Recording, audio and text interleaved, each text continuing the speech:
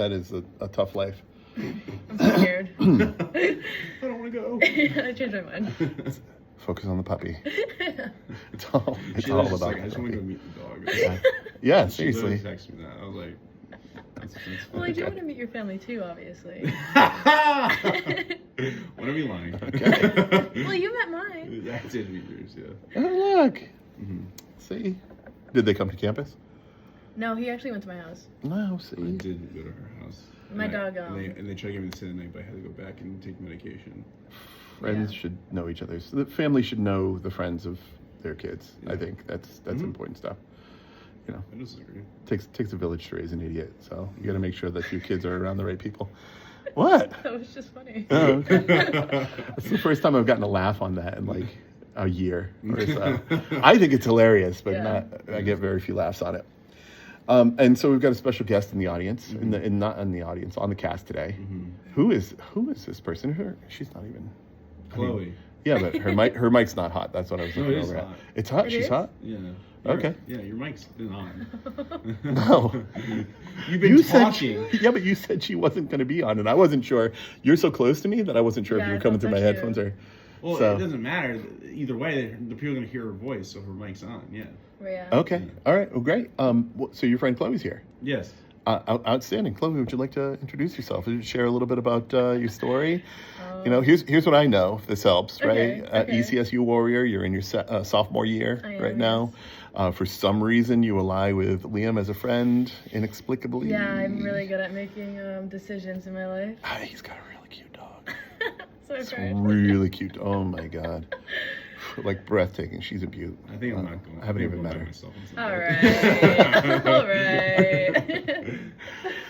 And you're friends with some of the degenerates he calls friends. Yeah. So that's nice. nice, You run yeah. the same circles. It's a nice little life Yeah. I have going on, you know.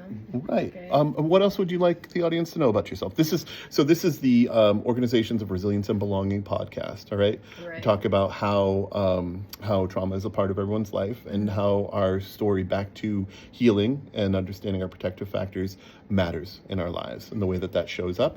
And then belonging is just how we put our arms around the world, how we show up in love. So you want me to trauma dump a little? That's what I'm hearing. I don't. We didn't bring you on for that.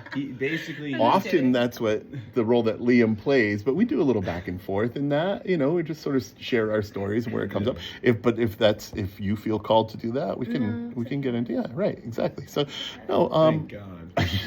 Yeah, how much time do we have? this particular episode, I wanted to focus on neurodiversity because it's being vilified a fair amount in from governmental leadership. Let's put it that way. And the conversation around eugenics to eliminate the way that our brains are different. And I think that's dangerous. And I think we have evolved this way for very important reasons. And I think it's important to raise awareness around that. And so the three of us in this room, to my understanding, have received neurodivergent diagnoses of various degrees. We have experience with people with neurodivergence. And so I wanted to have this conversation across generations and really just sort of explore this as what's the truth in our story, and you know, how have we been underserved because of our neurodivergence, and maybe how has that changed for you over the years as our culture has evolved into its understanding of different brain structures.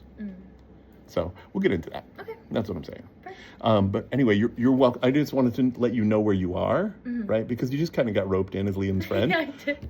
I went to go eat and all of a sudden I'm here. You're like, and Liam invited you over to sit, and you're like, I'm just having a Friday. I just need to relax. And this lunatic across the table from you is like, hey, you want to do a podcast? No, you're like, what are you doing after this? Well, because that's our joke. That's our friend joke, okay? Sorry. Friend. I didn't know that yet. No. Well, we have established that as a friend joke. I know that now. Right. Do you want to offer the backstory on that particular joke? You want me to? Yeah, Oh, it's thanks on for his making records. this awkward for me.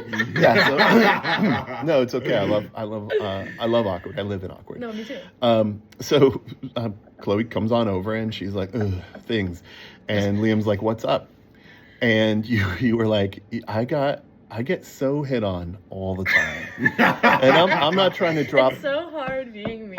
Yeah, right. Yeah, but and I quickly identified it, right? It's Yeah. not that people find you attractive and want to have sex with you or and like want to be involved with you in I don't know, fulfilling and validating In way, an emotional right? way. Exactly, like yeah. you you have, you know, the appropriate number of moist orify, and I would like to gratify myself on you is pretty much how they're coming across. And you were like, yeah, thank you for understanding. All right, I didn't make that up. This is she No, she this did right. really happen. And so and Chloe's like, yeah, thank you for getting it. And I'm like, yeah. And so anyway, Liam and you were catching up, and I just, you know, like the banter that you two had going on, and I said, oh, I wonder, you know, let me throw this out there. And so To be fair, it was really funny. Don't get me wrong. and so one of the recurring themes in your story about people asking about your availability, right, and whether or not you were DTF, Exactly. was, hey, what are you doing later, right? And so without intending to be any creepier than it already is for a guy 30 years older than you to be talking to you about this, right? I was like, hey, what are you doing later? And I tried to make it as creepy as possible. It worked. And she's here, right? Exactly. So that's it, for the podcast, not for anything It else. worked. And I that's didn't not what I even really know. asked for. When Right. you said it to me, I didn't even know what to say. I just looked at you and smiled. I was like, all right. Which is such a socialized response. I just nodded a little too. You did, but it was like, run? Yeah, I was like, I think I'm going to my dorm. I don't know. There was definitely Are you going to be pinwheeling. in there? There was definitely a pinwheeling in your brain. I'm like, I go back damn to it. my room. You're right? already there. Yeah, no, that's not my thing at all. All right, that makes fun. Right, spoken for. You're slightly older than my children. I mean, it's like, we're good. Not into creeping at all, in the That's least. nice. And Thank you. but that, you know, that even using the line or reflecting a line that we'd sort of bantered back and forth a little bit around, you know, your romantic availability, not romantic, sexual availability. Yeah, nothing's romantic about this one. Yeah, no, not right. But even joking about it, it still has that kind of trigger. It's like, ugh, again with this stuff, and for the homes in your life to show up, and you were like, "Here's the solution. I'm going to be a lesbian." and I just, you know, I'm like, I don't, in my observation of the world, I don't think that's an actual solution in terms of many of that, what you're looking for, right? Finding a right partner, it doesn't matter their shape and size. They've got to see you as more than You don't have to say it. right. So thank you. You're welcome. Thank you. She let me off the hook there, folks. That was so kind. Liam They can fill in the never blank. lets me off the hook. They I'm can put like, whatever word they want. yeah, right. You fill in the blank. Little Yeah. Mad Libs right there. Little Orbs Mad Libs. Exactly. So, no, but I do appreciate you being here, and Thank you. I it's just, appreciate you it's having nice me. to have a different set of voices and added to the mix, right? Yeah. So, as my screen's gone black, Liam, you have that video that I shared I with you. do have that video. Would you mind playing that, because this is sort of the jumping off point for what we're talking about today in the appreciation of neurodivergent brains. And so, Chloe, give it a good listen. This influencer is someone I came across years ago when he was talking about generational difficulties in understanding how life has gotten increasingly more difficult over the years. And it's a mother and son at a therapist, and this person, Chris, plays all three roles. So it's really cleverly executed, right? This is one of his pieces of content where he's really sort of playing it straight, where he's not putting on characters. He's just talking about check this out, right? Because his work started to be, it was originally about autism and about his autistic brain. And so go ahead, Liam, and fire the clip, please.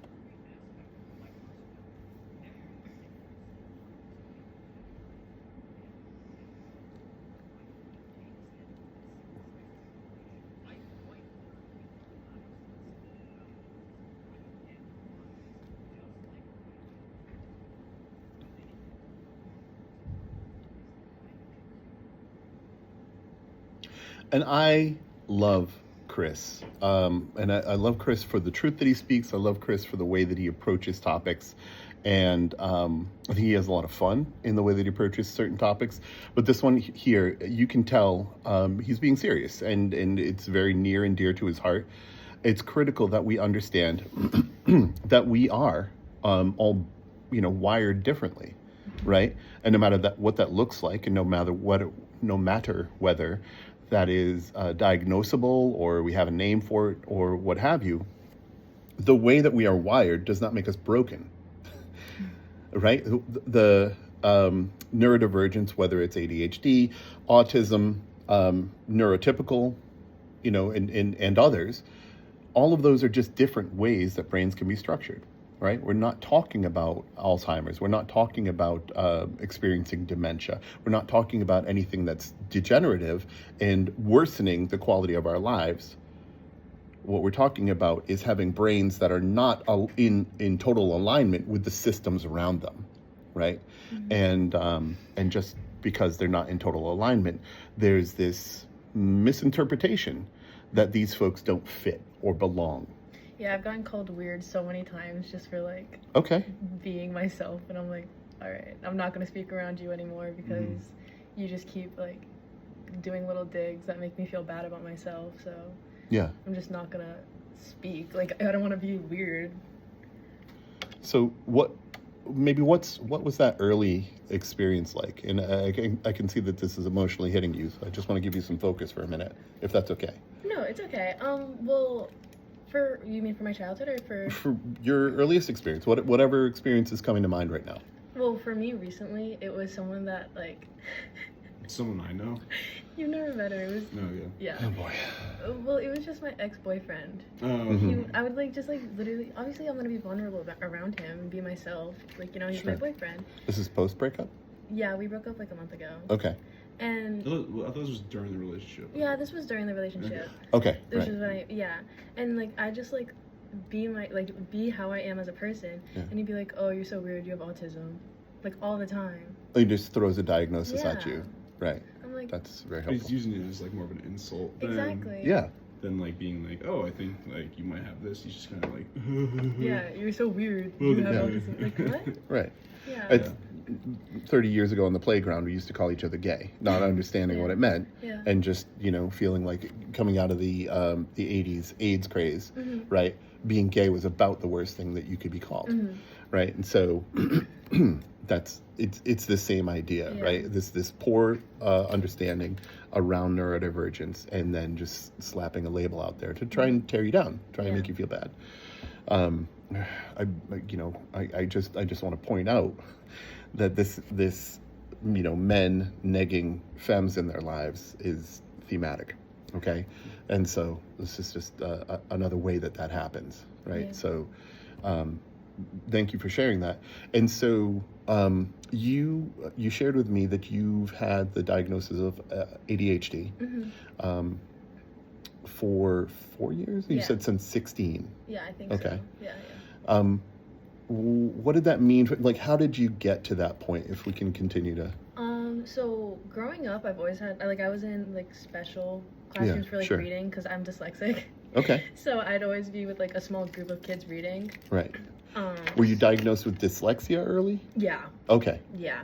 But I wasn't diagnosed with ADHD until my sophomore year of high school. I was going to this therapist, and I guess I don't even know what made her say this, but she was like, "Chloe, I think you have ADHD. I think you should get evaluated because I feel like this is affecting you." So I talked to my mom about it, and it took, I think it was my freshman year, because it took a year to get evaluated because of the waiting process and everything. Okay. So then, I was diagnosed with a few other things as well, but ADHD was definitely one of them. Did that help, clarify anything for you? Did it? I feel like I was just already so used, I already had a way to, help me with school. That it's I tried Ritalin, the medication, and it just made me depressed. Were you prescribed, or did you just pop it on the... No, I was prescribed. Yeah, okay, great. You said you tried it, so sorry, I was No, I'm just playing with you. And so you got a prescription for Ritalin, and... No, it didn't. It just made me, Because in my head, I'm always thinking, or something's always going on in my brain. Yeah. So when I was taking it, it was so quiet, and it made me feel really lonely. Cause like, it was like there was nothing going on in my head. It was so weird, and I just would cry because I was just like, I would be in school crying, and it got to a point where people would stop asking me if I were okay because I was just like crying every single day. Like, it was bad. So I had to stop taking it because it was not going well. You had learned to survive. Exactly. You'd learned to operate with the tools that you were given, right? And so then here was this prescription that turned off your tools, right? It turned off the way that you had learned to adapt to this world. No, exactly. And it's like, why would I take the medication just to have to relearn to live again? Like, and it's just, I don't know. It just didn't help me. Were you failing out of school? Were you? Yeah, actually, after I started taking the medication, after I started the medication, I started to fail. Just because I like got to a point where I was like, everything is pointless. I don't know why. Well, I don't know why the medication made me like that, but I'm better now. Well, look. I mean, here's what happened. You had integrated, right? You were 16 years old. You were becoming an adult, and you're whole. You're integral. And then all of a sudden, you get this diagnosis, and it is rapidly followed on the heels of that with a pill that turns off a part of you, as if to say, you, whole Chloe, are broken, right? And I think even subconsciously, that is a really damaging thing to hear, a really difficult reality to try and wrap yourself around. Yeah, because it's like, I mean, I don't think people with ADHD really need to take medication unless it's like debilitating. Exactly. Yeah. Because like for other disorders like bipolar disorder, I think for some cases you need to be on medicated because it just gets to a point where it's affecting your relationships with other people. Right. I don't know. No, I think you're on that, and you know there are folks who are further along in an autism spectrum, right? Who have Asperger's, and you know that's not, again, while the systems that are in place in this world and this society are do not often accentuate the strengths of that type of brain, people live with Asperger's just fine. Yeah. Right. And you know there are some adaptive traits because the system and the way that the Asperger's brain functions are very different. Right. There's a big gap. And so those life skills and adaptations need to be incorporated and taught there. But again, it's not always the case that a medication is the solution. I remember one of the doctors, I can't remember exactly how it went, but she said something like, you could go your entire life without knowing you needed glasses, and then you start like in reference to the medication, and then once you start taking it, you realize that it could have been helping you this whole time. Sure. But I don't know. I'm 47 years old. I'm 47 years old, and last week I was given the diagnosis of ADHD. Right, and this is all part of my my therapy progression. Right, I was going through a hard time, divorce in the fall. I'm like, I can't concentrate on anything. And she's like, yeah, of course not. Think of all the things going on in your life. Right. Let's do some assessments and figure out what's going on. So we did an assessment then, and my executive functioning and other aspects of the test. I don't really understand all of it. Not that she didn't explain it, but I don't know it well enough to just rattle off the cuff here. But she goes, so you were reading ADHD then, and now that we see the trauma impacts are subdued, right? Because I've learned to process or cope so many of those things, but still the ADHD and the executive functioning impacts are present, right? So looks like you have ADHD. And I'm like, wow. Right? So here I've gone 47 years, and go ahead. Isn't ADHD... It's like survival of the fittest. You know what I'm trying to say? Like people who had ADHD were the ones that survived because like way back when, if you heard a noise and you turned to look at it. I know exactly. You're exactly right. You're exactly right. No, we need these different brains to survive evolutionary. I'm just rambling about nothing. You're not wrong. I know what you're talking about. Do I know exactly what you're talking about? No, but I understand what you're saying. Okay, thank you. Well, think about that. So way back when, right? We're hunter-gatherers, Men or people with large physiques, you get out there with your spears and go sacrifice your bodies and, you know, try and bring back the saber-tooth tiger, the woolly mammoth, whatever. We didn't exist at those times, but bring back fare, right? Bring back stuff to eat. And then at some point, someone was like, and the women were hunting and gathering, right? And the women were like, you know, we've got all these, we don't eat these pits. Let's just, if we leave them on top of the soil, what ends up happening is it attracts flies, and the flies get into the meat, and the meat gets rancid, and then we have meat for a less period of time. So let's bury those. Oh, look, right? As we came back around a year later to the same location, remember right here? This is where I buried the pits. At some point, it occurred to someone, hey, that's where we buried the pits. Now this thing is growing here. You see a sprout. That's awesome. What if we can do this with all the pits, right? So someone's brain was tuned into observing the fact that's what happened there, remembering that that's where the pits were. And I'm not saying this happened, but something like this is very plausible in my mind, where it's the type of brain to notice these different things. You were talking about the smells of the flowers as we walked over here, right? Yeah. It takes that, right? It takes that person who's wired that way to see those things to bring civilization forward in, what if we don't have to hunt and gather as much as we do? What if we can just kind of hunt and gather, sure, but then we can get the pits of things and just plant them, and, you know, we know that a bush is going to be here next year.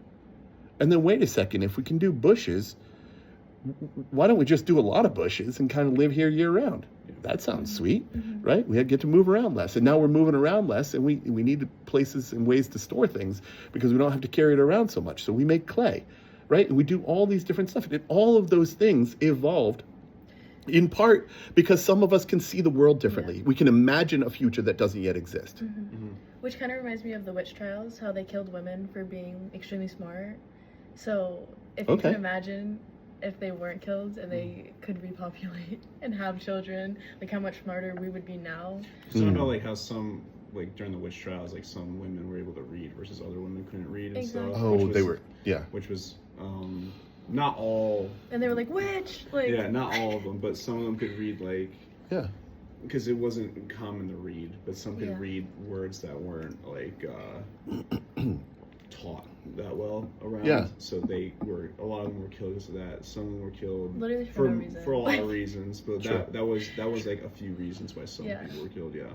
They'd be like, someone would just say, I think that person's a witch. And they'd be like, all right. And can she read? Exactly. Kill her. Kill her immediately. It's sad. We have a writ that says, we will kill you. And if she's like, eek, then they know that she can read. Oh, damn. Yeah, well, I mean, what a fantastic way to keep power centralized within men. But to eliminate intelligent women, right? And this is getting back to the negging. Liam's excited. He's like, let's bring it back. Just to bring it back. But this is a socialized practice, right? Deep down, men who don't understand, right, that we are collectively one, will may have been socialized to think that they need to subjugate women in their lives. And part of the way that that's done is by, you know, saying negative things to and attacking in moments of vulnerability. I just think sexual abuse, etc. I just think guys naturally have the thought process that they're smarter than some people, and they're more, 100%. They're more charming than they are, really. Sure. You know, especially with like what you were talking about earlier with like the individuals that you were dealing with the other day. Yeah. Like they just it's like this almost like. It's almost this thought process of like, I deserve this. Like I'm gonna ask for it because I expected to get this kind of thing. Right. Like I'm expecting this. It's just ridiculous. Yeah, and if I neg you into a place where you're just objectified and compliant, then I get what I want all the time, right? If you see yourself as an object, then I can use you however I would. Which is why I'm telling you should, like. Yes. Yeah. You know what I'm saying? Because they're not going to stop doing it. It's just, if a guy does that once, that means he does it multiple times to other people. Yeah. So it just realize I'm just really bad at confrontational I know. conversations. I'm aware. I'd rather just, you know, it's something I'll have to get used to, obviously. Yeah, but I mean, like you're growing. You know what I mean? Growing, yeah. You're growing as a person. Yeah. People are gonna use that time before you're fully mature to, like, you know what I mean? Yeah, try to exactly. manipulate you in a lot of ways. So just try to avoid it as much as you I can. feel like when it's not with my friends, I care more about what I have to say. So I like overthink it in a way.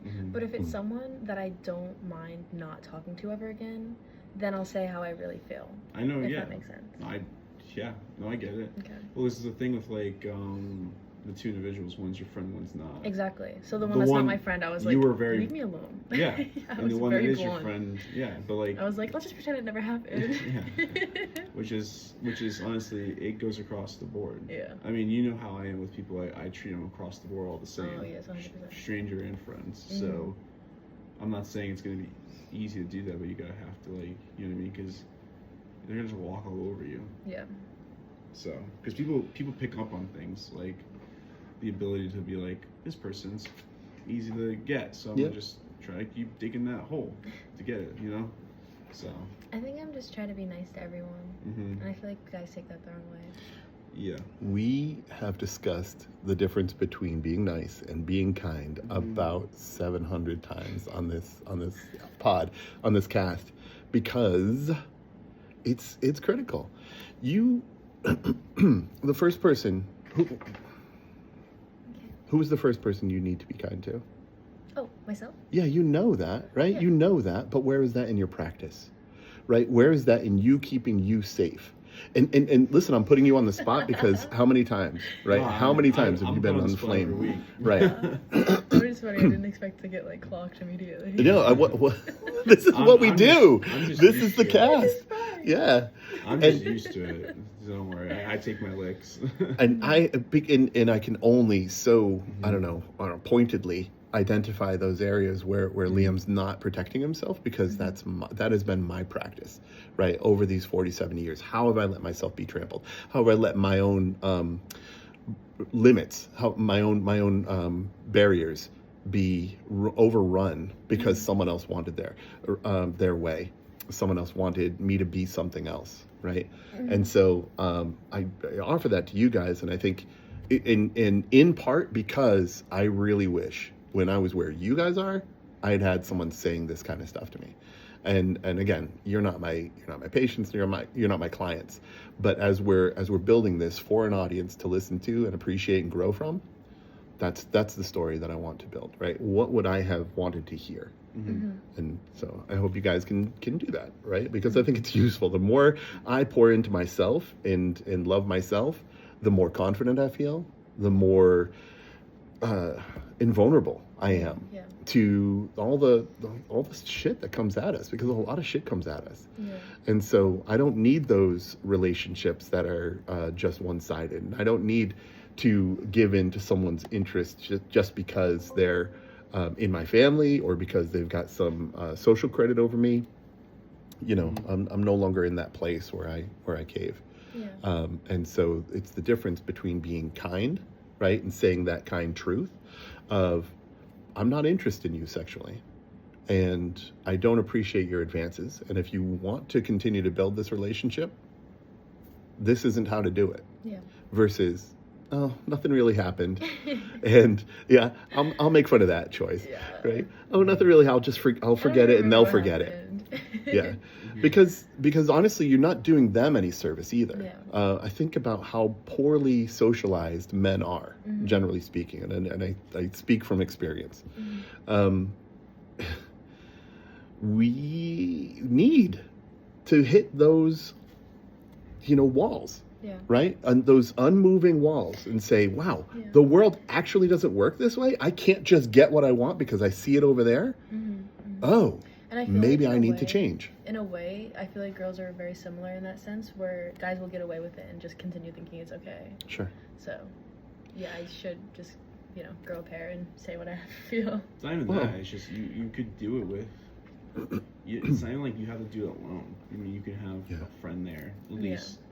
Like nearby, it doesn't have to be in the room, but just nearby to like help out. You know what I mean? It's just, it's like I'm so sick of just guys I'm sick of it personally, of men, myself, because it just gives me like a bad rep for just being a guy, because it's just like, you gotta be effing kidding me, dude. Like, and because you are a good guy, it makes girls be like, well, I'm not gonna believe it because of everything I've gone through before. I had a girl last night insult a guy in front of me and said, "Be careful not to say too much in front of him. He's one of them. He'll back him up." And I was like, lady, if you knew who I was as a person, you would know that I actually rip these guys to shreds in my private life and in public. So I don't give a shit. So I literally called a guy a racist to his face the other night, and I was just like, he didn't care, because what was he gonna do about it? Because he was being racist. Agree. Like.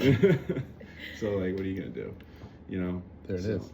I just people are so spineless. Yeah. So.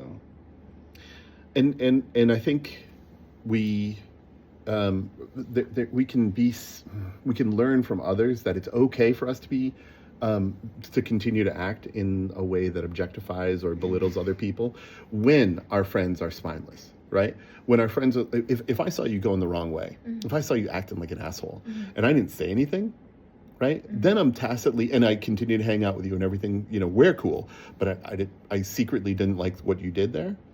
Then I'm tacitly saying that behavior is okay. That what you're doing, your path is fine. Okay, so it could be anything from you not brushing your teeth to you not doing your homework, right? To you going out and being promiscuous or shooting up or being risky and other, driving like a nut when you're drunk. Like a real friend in my life is going to tell me to knock that shit off, right?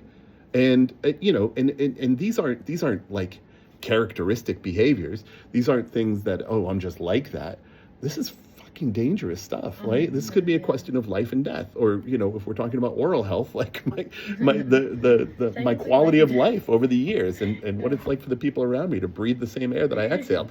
Like these are important considerations. We've talked extensively about this a bunch of times. I've done this with my friends.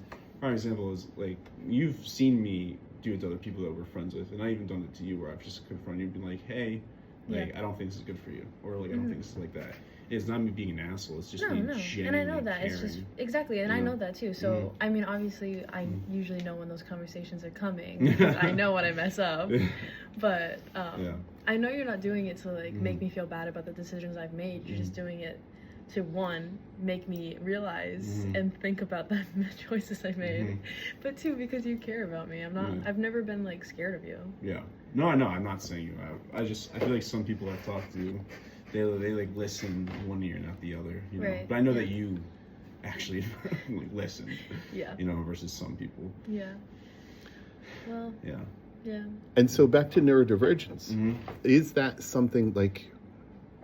I think it's so much more open to talk about right now. Like we talked in the past when kids needed to be in special class, right, and special education. When I was in elementary, middle school, they were speds, they were spazzes, right? Exactly. They were, we had all kinds of labels for those kind of people, and you definitely didn't want to be in one of those classes, right? Otherwise, you were a pariah. I feel like it's different today. 100%. Right? I mean, very much different. For me, not completely, right? We haven't removed all the stigma, but... Well, no, yeah. In elementary school, at least, like, they would, I don't know how, it was just, like, normalized for everyone to be, like, friends with everyone. Yeah. And, like, no one got bullied, and, like... I don't know, it was like rainbow and sunshines all the time. I don't know why. For my elementary school, at least, everyone was just really kind. And then middle school, I think, is when people were like starting to get in cliques, and then that was when it started being a problem.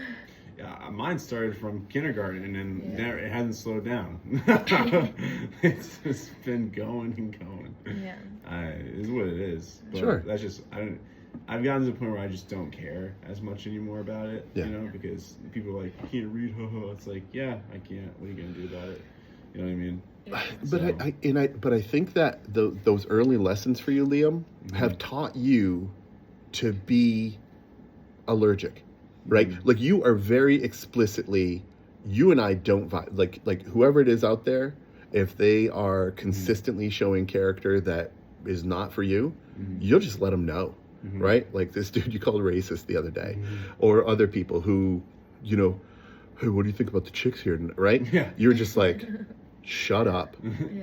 In maybe not in words, but in your complete nonverbal behavior, Yeah, right? words sometimes. Yeah, and sometimes words, right? So it's just like you've developed that, and I think there's an honesty and authenticity to that that is also attractive, right? And so you then you repel the people who do not align with you at all, right? Because you let them fucking know. And then the people who also don't vibe with that stuff are kind of drawn to you. They're like, whoa, I can hang out by Liam and experience somehow less of this bullshit. I'm in. Yeah. Well, I guess I try. I try my hardest. So. You know? Yeah. That's great. But because you're authentically you're not trying to please anyone. You're not, you're just living your own life. That allows other people to feel safe around you. And so what do? They share with you. They stay approximate to you. They listen to you. They ask you for things, right? I mean, these are really good indicators that people, see value in being around you, right? And sometimes it feels like being used, and I think that sucks. But it's just kind of where you are. Right, Yeah. It's what you've done and presented for your friend group. Yeah, but I think it's all stemmed from like the learning disability stuff. You know what I mean? Just like that. How so? Like just that backbone I have, like that thick skin a lot, because just literally since I was like in like first grade, probably I was getting made fun of because had to sit in the back on a laptop and do like different assignments to learn how to read and catch up to the reading levels of everyone else. In reality, it took me like another 3 years to catch up to like the first grade like reading level.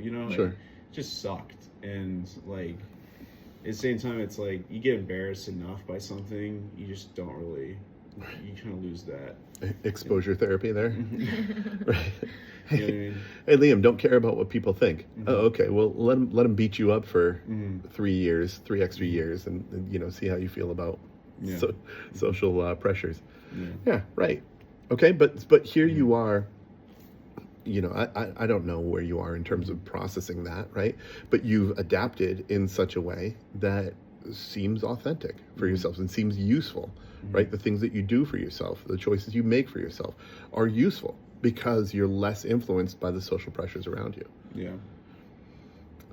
You think that's great, right? And you model a way of being that is a little bit foreign, right? A little bit that your friend group is curious about. They're like, do I not have to drink to feel okay with being who I am?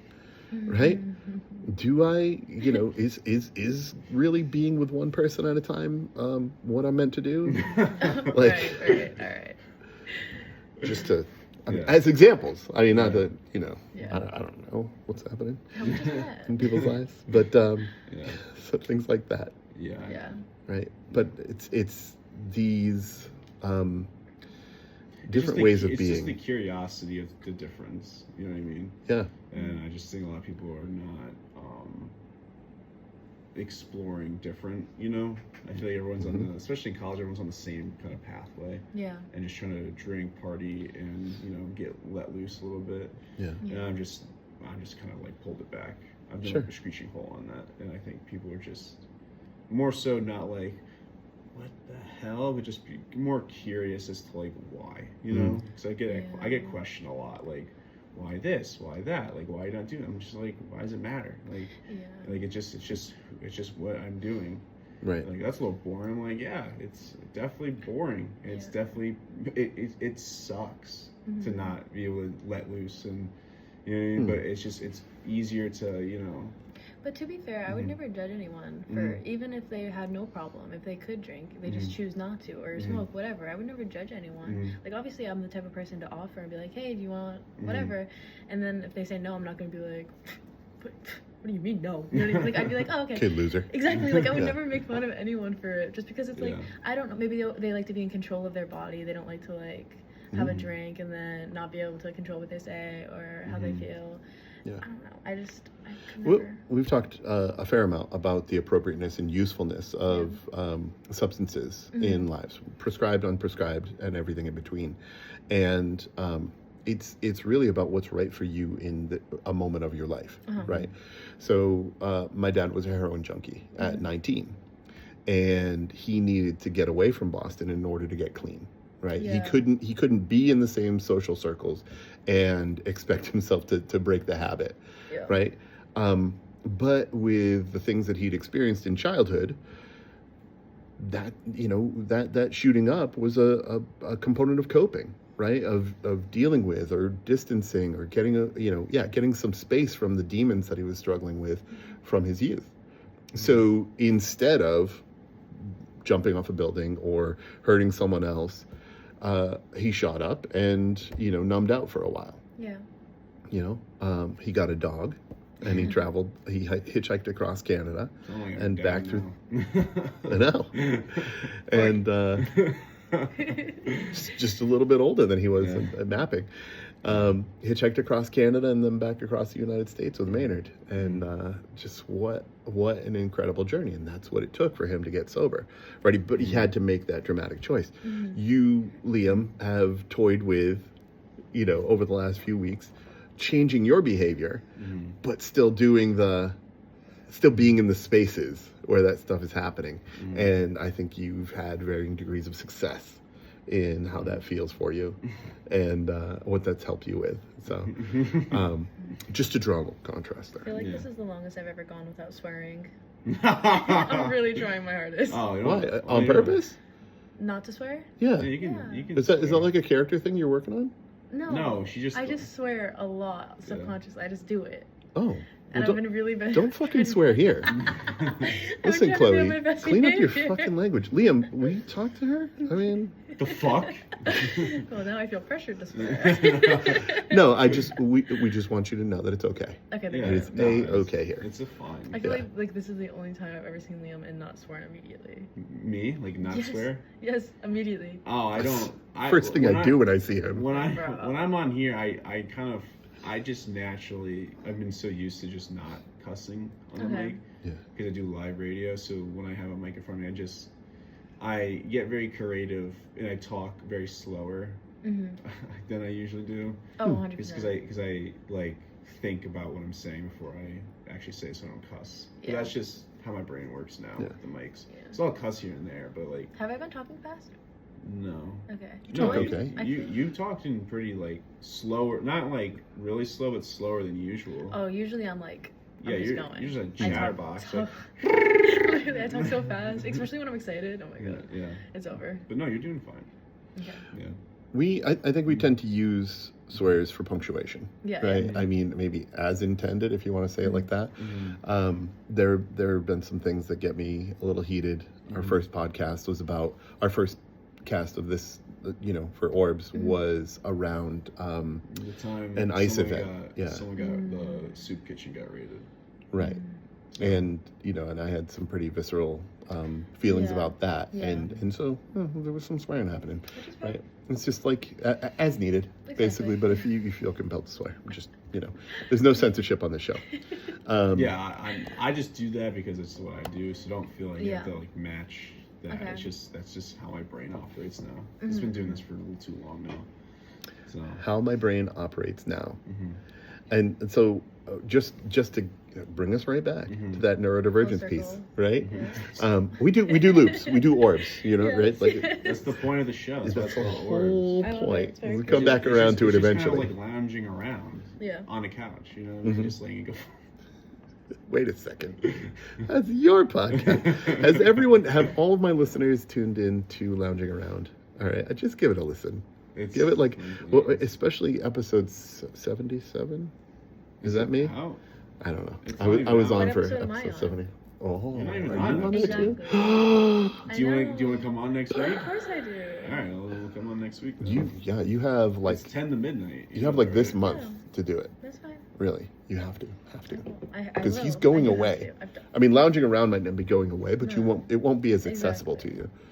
So I have plans. I figure it out. Do you? Yeah, I mean, I figured out yours. I figured out yours too now. Liam with the plan. What? Yeah, there's a thing called Riverside. Yeah. And you can stream a podcast thing on there, and it has the video and audio tracks separate, so you can have them separate from each other. So you can work on that. So I already figured it out. So when we're done with this place, Check out my disc jockey. so Yes, sir. do video.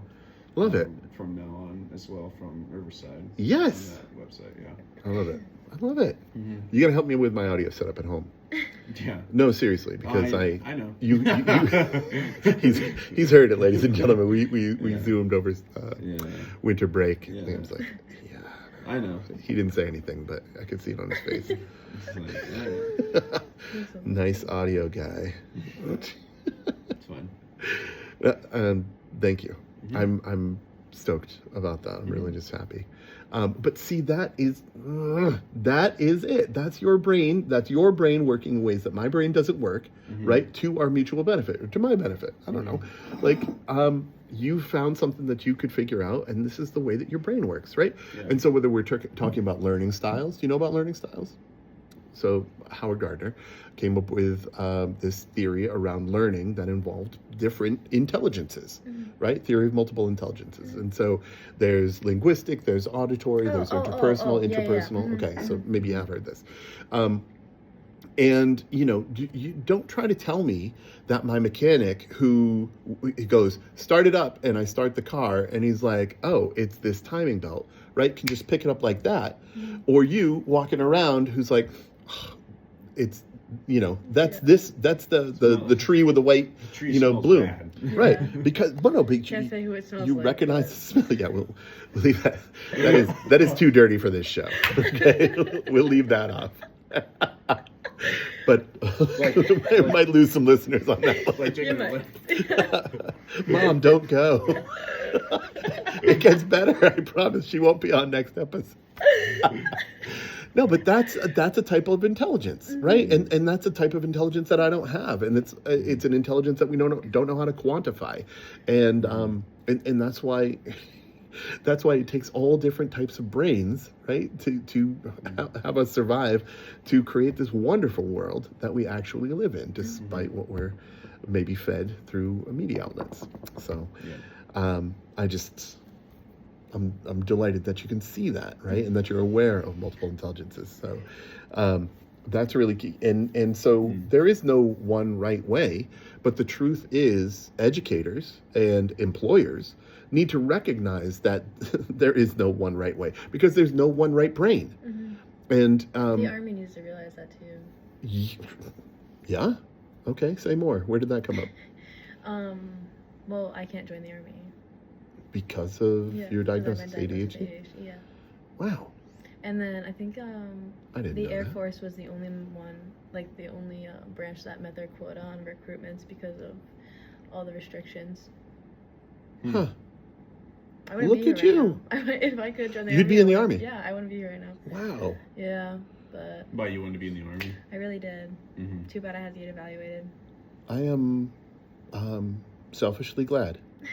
Seriously, I'm They need to really fix glad that you're here. They need to fix that. But exactly. I mean, if assuming that there's a need for a robust army, Yeah. then I guess if that's what you want to do, if that's what you wish to pursue, then that avenue should be available to you, right? It shouldn't be based on the way your brain works. Yeah. My dad got in. Your dad what? He was in the Army. He had a learning disability. Really? Yeah, he got in, but he quit eventually because he wanted to be a teacher, but they didn't. They wanted to make him a sniper, so he quit. So, yeah. I'm selfishly glad about that too. My right? dad? Yeah, well, to hear about how his presence in your school system shaped the way that you were served and the people after you. Yeah. Right. So, Yeah. Net win for the civilian population, if you ask me, in both cases. So, hold on. I mean, with you, Chloe, it's gonna remains to be seen, but I'm pretty sure we win with you not being in the Army. Yeah. Yeah. Maybe. I'm trying to tease. She's I'm like, what do you mean? shooting the wrong It's like, side. man. it's like I'm like, wait, where am I doing? it's like a battle, and they're like, if we It's me did versus the world. if we didn't have her here, we'd actually have won. Yeah. Like so- if you somehow she got joined the confused. war in Ukraine would have already lost it. Yeah. You hate to hear it. You'd gone out there and you'd have like turned I around. think I You'd have would've turned done around and that. like shot everyone behind you. And be like, "You're Yeah. allies." I'm like, dude, everyone's an enemy. It's me versus them. Bro went full Rambo, bandana. Mm-hmm. Yeah. I don't know. I think it would have been good. I don't know. I think I would have enjoyed it, but Yeah. I probably would have died. But it's fine. Yeah, that's the part that I'm less fine with. Yeah. So, My you know. mom likes that I couldn't join. Yeah, She's right. very happy about it, actually. Glad we fed you all that sugar. That used to be the paradigm. That's it. Like, you know, oh, sugar It's because I makes got you... vaccinated. Sugar gives you ADHD. Oh, yeah, you got vaxxed. Oh, God. Fuck your brain right up. Right. All of a sudden I have autism. It sucks. Damn. Damn. I can feel it go straight to my brain. That's- It's so weird. That is hilarious. How do you guys hear that? They microchipped me. Dude, I don't know. No, but how does it come to you? Like, what are the channels through which you hear or see? Like RFK is like, okay, Well, autism, Sour Patch Kids, like you did it. I have no clue. I don't. You're not tuned into that I stuff. think it's like social media. Social media. Yeah. I just Okay. hear from other people about it. I'm just like I hear about this, but he says like, dude, I mean, like, am I supposed to be shocked at this point? Well, No. because obviously it's so like It's out. embarrassing that someone even had the idea to Mhm. say that. So Mhm. it's like people are obviously gonna make fun of them for being like, Mhm. don't get vaccinated, you'll get autism. Well, Like that's so yeah. It's just kinda- unbelievable. It's just in like, a way. but it's like it's even like societal pressure now. Where it's like if you get vaccinated, people would be like, well, I don't want you here. It's like it's Yeah. just stupid. Yeah. It's so dumb. But it's this anti-science like paradigm where you know you. Yeah, evolution. But what am never I supposed to existed, Evolution never existed, and it's like, all right, man, you're smart. Right. I don't understand that as a narrative. Mm-hmm. Like looking at it, and here's what I want to say about Ritalin. In your experience with Ritalin, Okay. because interestingly, this occurred when you were 16. Yep. The physiology of women was not included in the development of pharmaceuticals Mm-hmm. or in 'cause I did psychological tests mostly study. on white men, Mm-hmm. Yeah. like for heart attacks, women don't have the same symptoms. No, Mm-mm. you don't, do you? We don't. And yet, that's what all the studies were done on. Exactly. White men. White men, And you know why, Liam? because they're superior in every single way. No, Bingo. that's not the justification that was given, right? It's not because white men are more important than everyone, Right. but the justification that was by the given. way. Oh, and listen, we don't prefer the term white men. What is it? Can I just? We prefer the term perpetrators. Powerful So Okay. leaders. no. Anyway, Okay. I'll keep that in mind. jokes aside, the reason ostensibly that was given Yeah. is that women have these pesky, what are they called, hormones Okay. that make studying their brains challenging. Mhm. Right? They introduce too many variables with their hormones. It also was a lot to do with the fact that at the time frame all these things were doing, most men were just working more than women too. So they thought like they were more concerned about men's health because they were more working as more than what women were working, and they're more at home and stuff. So that's why some of it had to do with that too. Oh, okay. Well, I'm Up just, until when? up until like probably like whenever they allow women into like certain like hard labor jobs. I'm not even sure. Okay. So, but I don't remember exactly. But Sure. I know some of it had, not fully, but some of it had to do with that too. Like, Yeah. they're more concerned of men's health because men were working more than women were at the time, if that makes sense or not. But, I mean, to a certain extent, sure. yeah. But I think women started working when someone got into office. The economy. They had to work. I'm not gonna say names, but right. And so when do you think it stopped? When did they start being able to? When did they start researching women in Probably the 80s physiological and studies? 90s, I'd probably say. You think? Somewhere Yeah. around there. Do you have a guess? no idea. Yeah, 2016. Oh, Are there we you go. serious? 2016. That's good. Not a decade ago. That's good. Yeah. So, and the reason being because women have hormones, and it's difficult to Wow. understand Men and, have hormones. and process. Men do have hormones, right? But if we're only looking at men, it's very easy. They've, got some normalized brand of hormones. And I who knows if they were ruling out for ADHD, right? Pre-screening those things out, autism, etc. So, so the fact that you, at the ripe young age of 16 in 2020, 2021, I think so. were handed Ritalin, right, which was developed in an environment where they were only studying male brains. Here you go, young girl. Here, try this. Let us know if it This will works. help you. Yeah, literally. And it creates a quiet that you found unsettling. Oh, 100%. I say that all the time now because of you. 100%. Well, that was a bad night. But I can't find myself saying Oh, it. I Lord. swear. That was a. But yeah, no, Ritalin, 100%. 100%. It didn't, I don't know. Yeah. Didn't work for me. Which, like, in a way, all brains are different. Like, Sure. it's fine. Sure. It might work for other women. It might And not. it might. Yeah, And exactly. it might. But it concerns me a little bit, okay? Well, just- that women are you've so got a emotional, man. you've got a psychiatrist, Mm-hmm. and yours wasn't the only one, but that psychiatrists were push this drug, or said, hey, Yeah. here's Ritalin, it will help your ADHD parents or It's students, crazy how doctors right? they're It will just like, "Try your this. clients. Yeah, It might work, it might not. Let's We don't know. test this out. So I've got an 11-year-old girl in Yeah. my household now, my girlfriend's kid, and she's just over the past few years been handed this drug, and then that didn't work out. It makes her not hungry. So then this one she can't sleep on. This one makes her, Yeah. and it's just like, what the fuck are we doing? Mm-hmm. What the fuck are we doing? I mean, something with my roommate's girlfriend, Finn. Yeah. Literally was in the hospital last night because of medications that they were giving her and stuff. It's being handed out irresponsibly. It is. I'm not saying in every case, and I'm not saying it's poison, and I'm not saying that no one should ever take it. I'm just saying, are we, as a society, being responsible with the way that we're medicating each other? Yeah. And my hypothesis right now is no, we are not, and that we can do a better job. Yeah, but it's also kind of hard because it's not like we can just open up your brain and see what the problem is. We can't see under the hood. It is very hard, but And why? also the fact that it takes so long to get into your system. Like, you can't just take a medication for one day and then be like, oh, this doesn't work. See, but that's not what I was told. Really? Yeah. So there are certain drugs that you can be prescribed that are really sort of one-day impact. Mm-hmm. That's what I was told. Okay, I think there's tons of misinformation out there about these drugs, and I think one giant great big social experiment with let's push these drugs out there and see their generalized effects is not something, especially if you're an unwitting participant in this experiment. It's not a healthy way to proceed.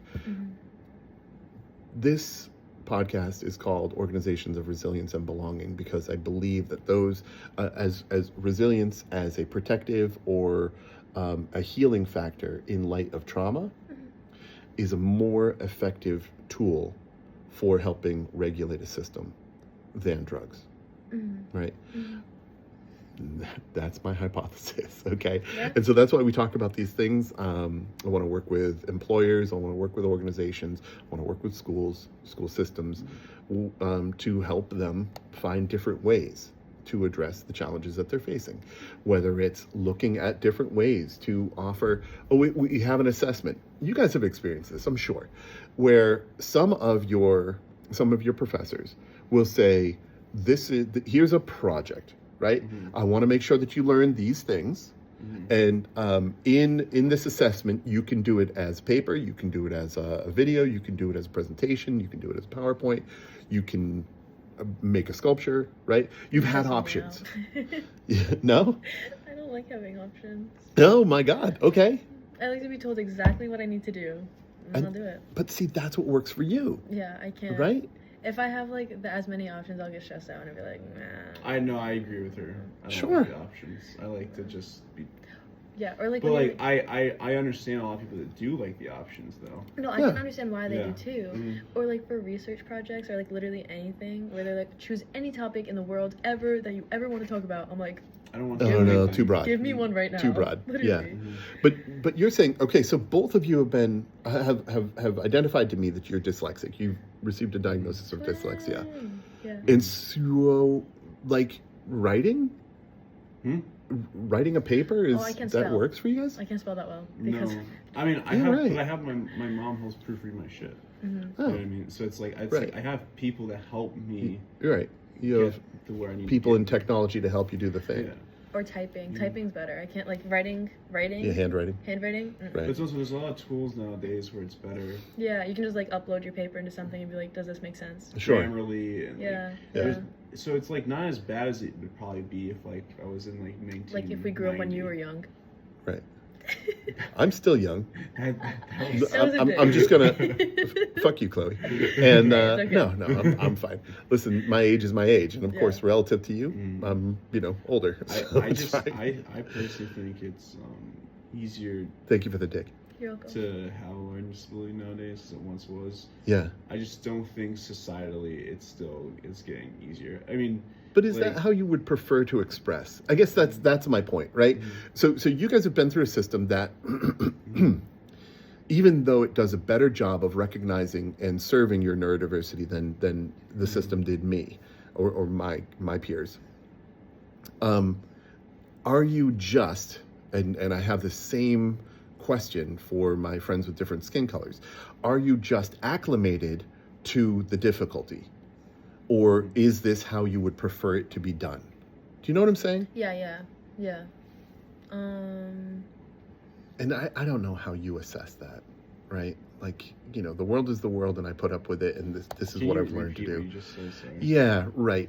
So, I guess, can you differentiate your having to adapt to a style of teaching that demands certain things of you versus what you, Liam, would prefer, or how you, Liam, would prefer to learn and express yourself?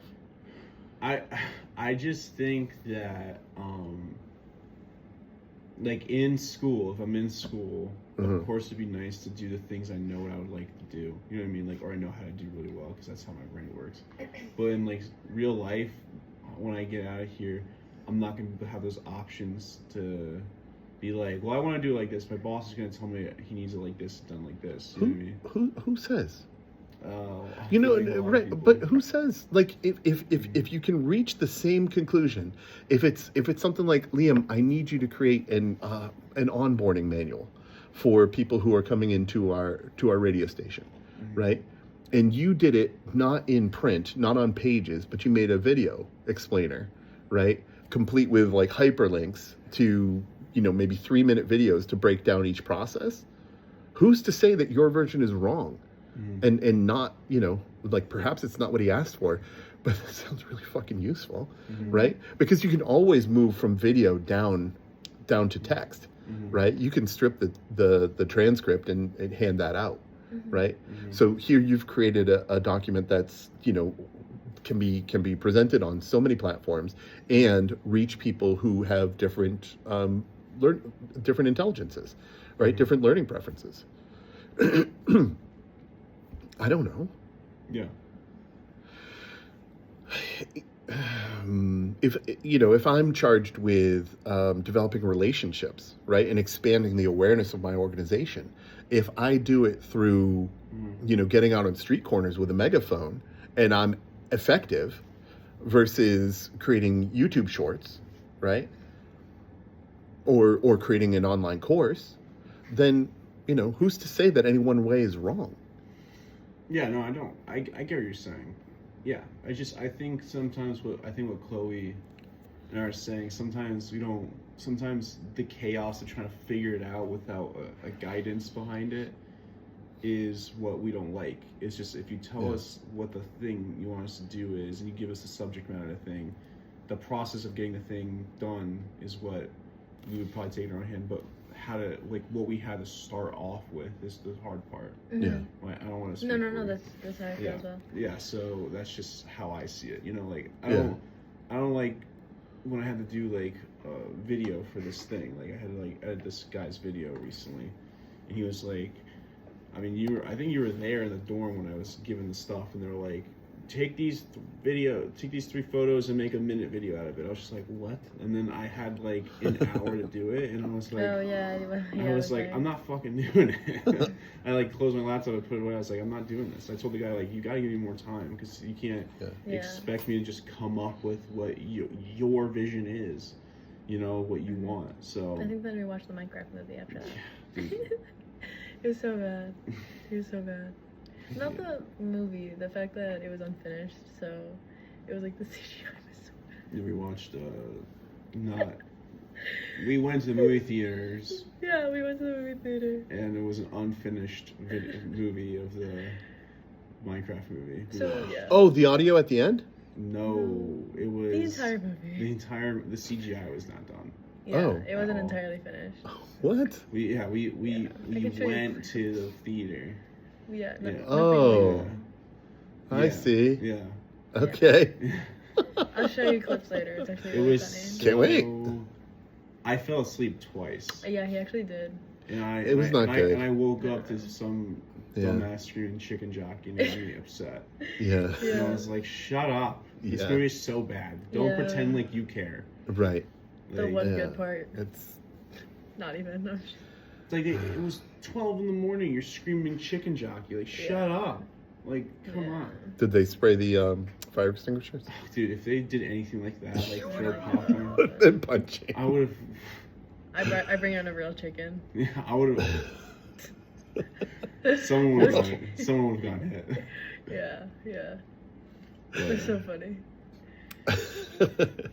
So, all right. Instead of when you had the opportunity to, I don't want to say this. At this point mhm, in your learning experience, you're just like, yeah, tell me what you want, mhm, and I'll deliver it. mhm. Yeah. Okay, so I don't know. I don't want to speak for you, right? Mhm. But that might be the response for someone who doesn't feel safe. You mentioned something to this effect earlier. Who doesn't feel safe voicing their opinion. Mhm. Yeah, Do you know what I mean? yeah. And so you've gotten shut down enough times where, Mhm. you know, whatever. I'll just I'll deal with it. Mhm. Right? I'll make something happen. Mhm. And this is where, you know, and I know there have been instances of this. This is where people have gotten sort of nabbed for cheating, right? Or plagiarizing. And why are they making that choice? They're making that choice because perhaps what's being asked of them doesn't align with their learning style. It doesn't align with how they learn, or how the information they can synthesize the information. Yeah. And so, is it so out of the question that a different way of presenting these things be offered? But for you two, at this point, right here, you are in college.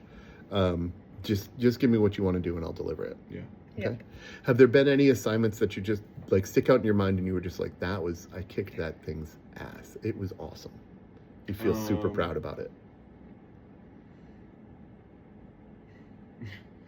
Probably in high school. In high school. Yeah, not in college. Yeah. What It was a paper Any I idea what it wrote was? about Paper. Viking history, like the Vikings, like traditions and stuff. That's my Awesome. favorite. And then, or the essay. No, in college there was one essay I really liked. It was about Tecumseh, the Native American Yeah. leader during the 1812 war. Mhm. That was probably my favorite in Wow. college. Yeah. Nice. So, but I don't know what Chloe. Yeah, I don't know. Okay. I don't know. Nothing comes to mind. I think I don't know. That's all right. And so what's challenging there, and when I talk about safety, I'm introducing the principles of resilience and belonging. All right. And so there are 6 principles. There's safety. There's trust and openness. Formerly, or for trauma-informed care, it's like trustworthiness and transparency. But I think trust and openness is more accessible. Peer support, empowerment, collaboration, and cultural humility. Okay. And so when you don't feel safe voicing what your preference is, you're not allowing yourself to be open, right? Or essentially the system is keeping you closed, Yeah. right? Yeah. So you end up sharing at a different level, right? This is, maybe you make choices around plagiarism. Maybe you do the assignment to a lesser degree than reflects your excellence, whatever.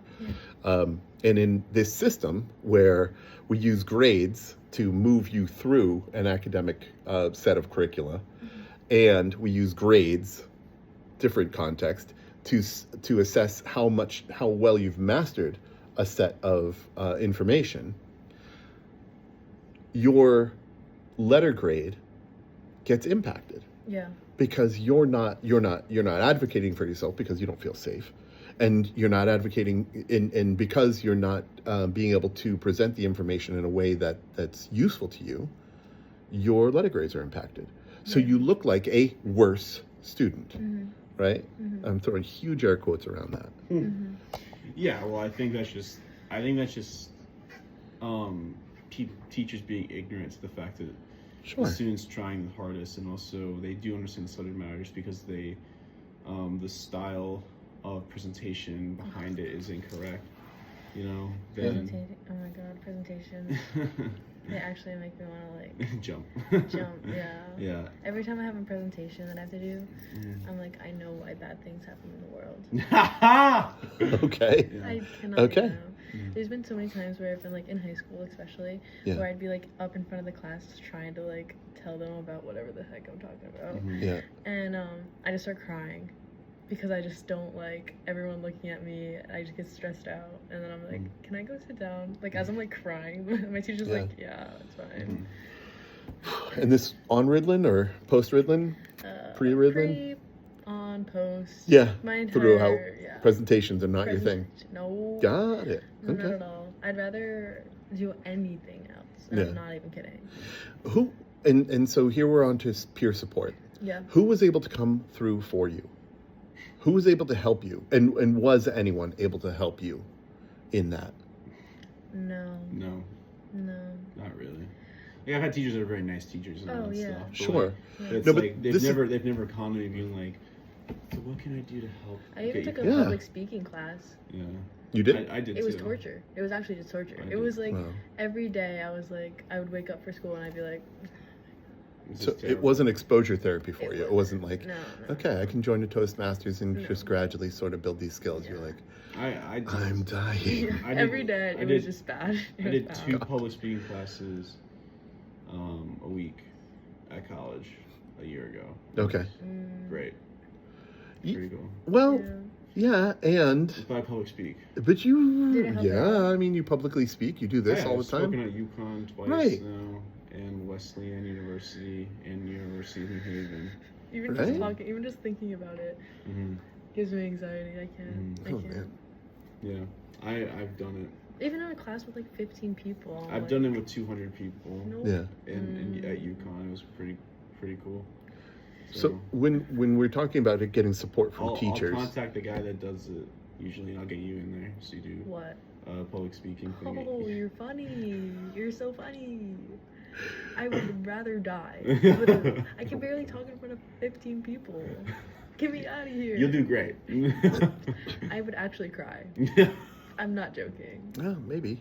No, I know I would. Well, then that's what you would stay away from, right? Yeah, but exactly. You know these things about I yourself. was telling my professor, because I had to present literally just this week actually, on Wednesday.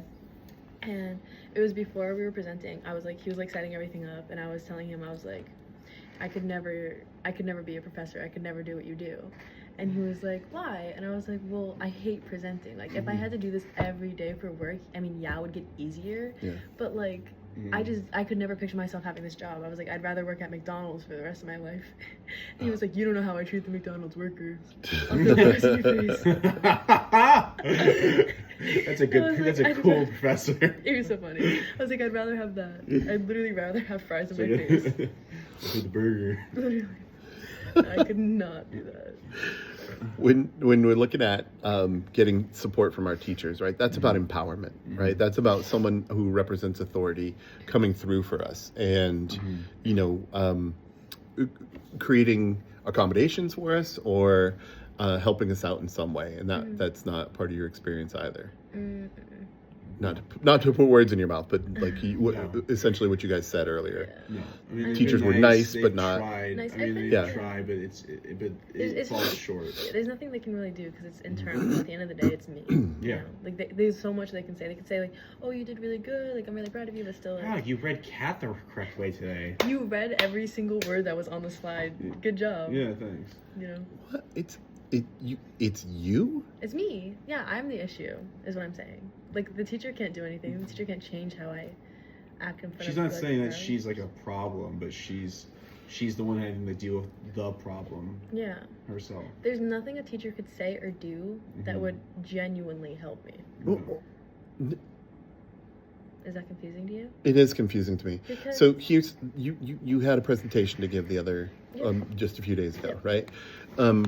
If you had said did it need to be a presentation? Like Yeah. what was this class? It needed to be a presentation. yeah. Why? How? Because that's what he said. I don't know. Right. What is the There class? was no alternative. It was genetics and society. Genetics and society. So you're saying, right, that you believe that there is no way to express the information that he wanted you to get across in a format other than a presentation. Yeah, there was no other option. No, he didn't give another option. No, even But if, yeah. it's his choice. It's not some curricular mandate that says thou must present yeah. information about genetics Well, it was a group in front of the project, stash. too. Okay. I don't know. So, okay. Well, see, this would be a case where peer support comes in, Yeah. right? Where if you felt safe, again, otherwise you wouldn't be able to say this, but you say to the folks that you're working with, listen, I will do everything else. Yeah, All literally. right, except stand in front of the class and be the primary speaker. Okay, and so, Which I have done that for other classes. There was a class. Oh my gosh, there was a class I had in medical terminology. We used to present every single Thursday because it was a Tuesday-Thursday class. Every single Thursday, we had to present to the class. I stopped going. I stopped going to the class. right. I still passed with an A, but like I just literally Fuck that. I was like, Thursdays are not my day. Literally, it's just. But it was a group thing as well, so I would literally just do the work and be like, have fun, guys. Yeah, You go present that. Right. Because I couldn't. It was See, bad. and so in the face of a system that wants to, that doesn't mind creating a scenario that's unsafe for you, feels unsafe for you, you used your peer support in order to achieve what you needed to and academically achieved excellence, right? To get that A. See? But that's the same sort of thing, right? It didn't have to be you in front of the class. No, not for that class at least. For this recent one. Yeah. Oh.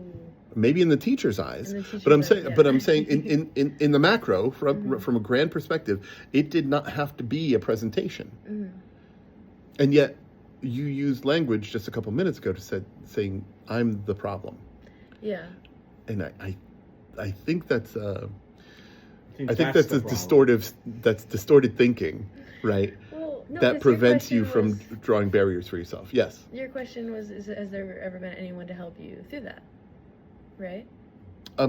Yeah. Well, asking about peer support. No, Sure. I agree with Chloe. It's just it's what she's trying to say, which I don't know you're getting. Basically, she's saying like the teachers have been there. Yeah, and they've around, supported me. Yeah. but it's like there's nothing they can do to fix the issues of like dyslexia that you're dealing with, other than you as the individual having to work on that yourself. But that's not what's being asked. Your teacher isn't saying don't ADHD today. Okay, just set that aside. Yeah. Right. Go back to Riddlin you, right, where this entire half of you was I like just that erased. version better. Yeah. don't Riddlin. Don't Yeah. be a piece of. Don't have the brain that you have. Yeah. Right. That's not what's being asked. What's being asked is, I want you to present this material in a way that doesn't work for you. I want you to present this material in a way that doesn't align with who you are or how your brain works. Right? Instead of saying, I want you to present this material in a way that feels right for you, that you can achieve excellence. You see what I'm saying? I hear you saying That's the difference. But they want it a certain way. They want you to go up there with a slideshow and present. That's just the person that's the person that's teaching Right. the class. But systemically, what that is a lack of cultural humility. Yes. All right, Oh, yeah. it's hey, I'd like everyone to we've got this bathroom here, all right, but it's only got a standee. It's only got a standee, so anyone who's wearing pants, I mean, you have to drop your drawers and you have to figure out all right, whatever you've got. You've got to manage with this, okay? Yeah. Or we've engineered this class where everyone will be menstruating. Mm-hmm. So those of you who are accustomed to that, it's fine. Those of you who are not, it's not fine.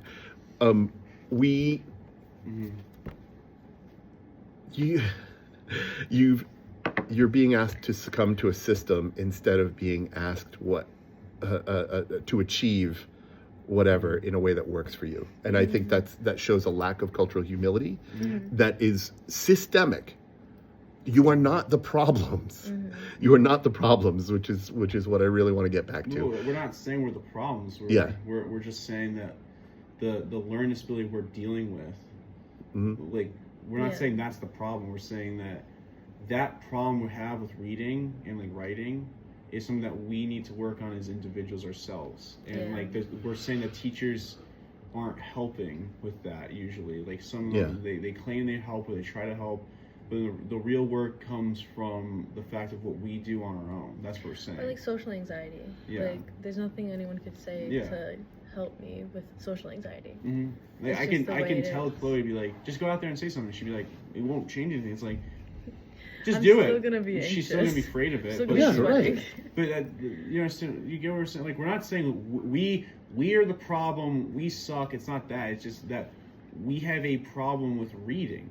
Yeah. And we need to fix that problem ourselves. Not that it's a problem that like God, like we're effed basically. No, we're basically saying that like we need to, if we want to get better at reading, we gotta like work on reading on our own, and like reading a book by ourselves and stuff like that. Like going in a classroom with a teacher isn't gonna change anything other than the work you put in on by yourself alone. Also, I'm so much better at reading in my head Me too. than out loud. Yes. The second anyone asks me to read out loud, I'm like, No, yeah, this is you've jargon. heard me. Yeah. A teacher's job is not to get you not to heal you, not to address your dyslexia or any of that. And that's not what the we're teacher's saying. job is to bring you from A to B with a set of information. Yeah, and no, we understand that. That's not what we're saying. That's not what we're saying. We're saying that some people think like that, though. That they think that the teacher is supposed to like be the one to fix it, but in reality, it's not the case. The case is the individual has to put the work in to get to the spot where they feel comfortable enough to be like, I've achieved something, and not the teacher. Right. Teacher just gives you the information, says learn it, and that's on you to have to learn it, or how you have to learn it. So here's what I hear you saying, and tell me you if have to go soon. yes, absolutely. And this has been such a robust conversation. I really appreciate you being here. Being new to the neurodivergent team, I'm just synthesizing this to the extent that I can. Yeah. What you're saying is, grades be damned, right? Fuck them all. Yeah, I'm going to learn what I'm going to learn, right?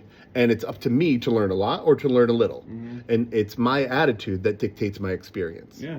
Okay, and I appreciate that. And I think that's an effective paradigm to have.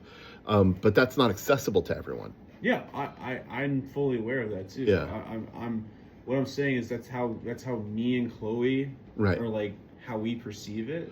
But there are people out there, learners, just right alongside you who don't have that accessible to them. They that's not a bootstrap that they can pull themselves up by. Well, I know. Yeah. And I know that's different for everyone. Everyone's different. But there's this systemic problem then. If all of these people you're all funneled into this learning environment and asked to learn and present the information the same way, that's a lack of cultural humility. Yeah. That's all I'm saying. It's a systemic issue. No, yeah. Well, yeah. I think we all understand what each other are saying. Yeah. I'm just saying there's like that one piece where I thought you think we're saying that we're the problem. We're not the problem. Well, we know that. Maybe it was a misspeak, but that's almost exactly what I heard come out of your mouth. I think it was just a misuse of words, Perhaps. perhaps. Yeah. Yeah. And I would hate to think that you guys, that language would be an act of hate or self-loathing. No. And so I guess that's maybe what I was reacting so I know strongly Chloe to. enough to understand what she meant by that too. Yeah. So it's like maybe I took it the way That I meant it. because I understand her. Maybe she Yeah. said the way that you thought you heard her say it, and then Right. I just heard her say it the same way, but I took it a different way.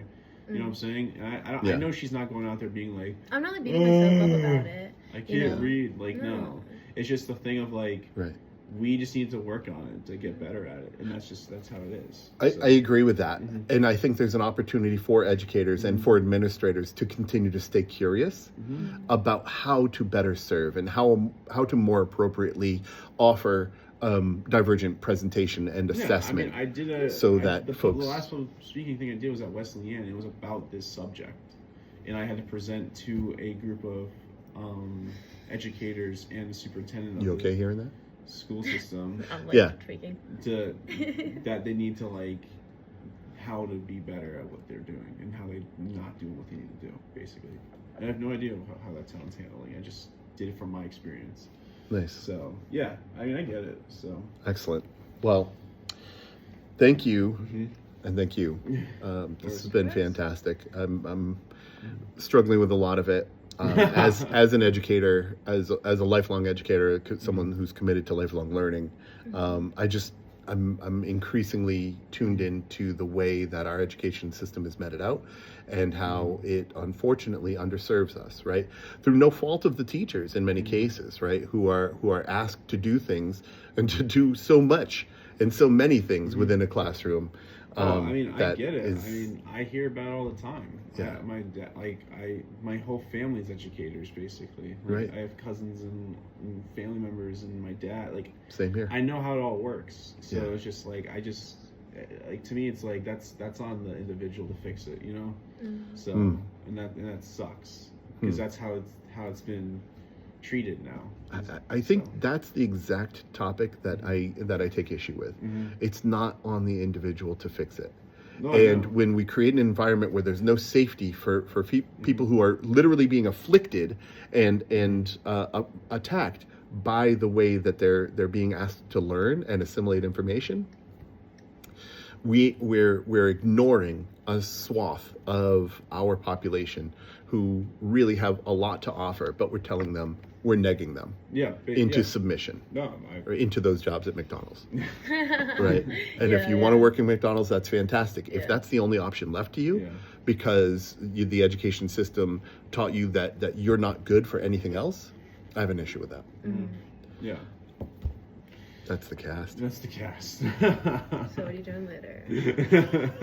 All right, thank you. Chloe, you're awesome. Thank you so much. Liam, thank you for bringing this person in my life. Yeah, Take care. bye.